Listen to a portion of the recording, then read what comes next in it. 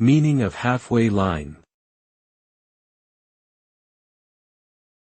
Halfway line. Halfway line. Halfway line.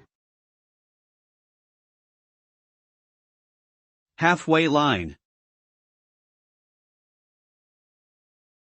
The halfway line is a term used in various sports, such as football and rugby, to refer to the line that divides the playing field in half. It marks the center of the field and is used as a reference point for many aspects of play, including kickoffs and restarts. In football, crossing the halfway line is often a key indicator of a team's attacking intent or defensive positioning.